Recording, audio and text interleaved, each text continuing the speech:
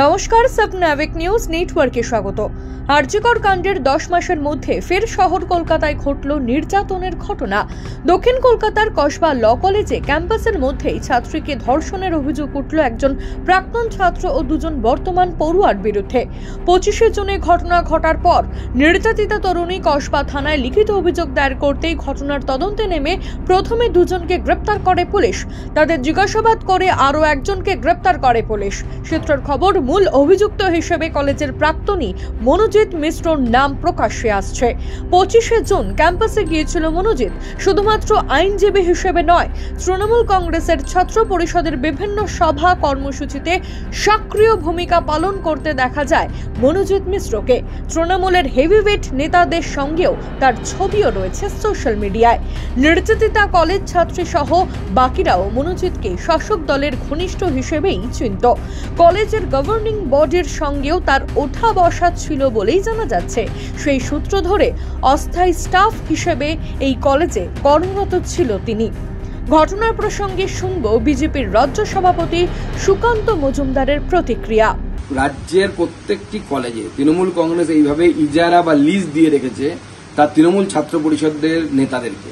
কিছু নেতা আছে যারা ছাত্রও নয়, তারা বাইরে থেকে এই তৃণমূল ছাত্র পরিষদ সামলায় এবং তারা এইভাবে বারবার প্রত্যেকটি কলেজে এই ধরনের ঘটনা ঘটাচ্ছে। এবং আমি বলছি, এরকম দু একটি আপনাদের রিপোর্টে আসছে। বহু জায়গায় এই কলেজগুলোর অবস্থা এমন হয়ে গেছে যে কলেজে কোনো ছাত্রী যদি ভর্তি হতে যায় তাকে তার কাছ থেকে আনডু অ্যাডভান্টেজ নেওয়ার চেষ্টা করে এই তৃণমূল ছাত্র পরিষদের নেতারা। এবং আমি গার্জেনদেরকে বলছি, সাবধান হয়ে যান। আপনাদের মেয়েদের সাথে যদি এই ধরনের ঘটনা ঘটে, আপনারা সামনে এসে সাহস করে বলুন। আমরা সেই তৃণমূল ছাত্র নেতাদেরকে দেখে নেব তাদের কত বড় ক্ষমতা এবং তারা কিভাবে গার্জেনদেরকে অ্যারেস্ট করানোর ভয় দেখায়। তাদেরকে উপযুক্ত শাস্তি দেওয়ার ব্যবস্থা রাজ্যের আইন ব্যবস্থা এবং দেশের আইন ব্যবস্থা সেটা করবে। আমরা আপনাদের পাশে আছি।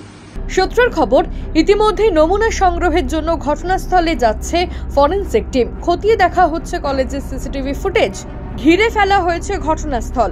কলেজের 2টি রুম সিল করা হয়েছে। অভিযুক্ত 3 জনের মোবাইল ফোনও বাজেয়াপ্ত করা হয়েছে।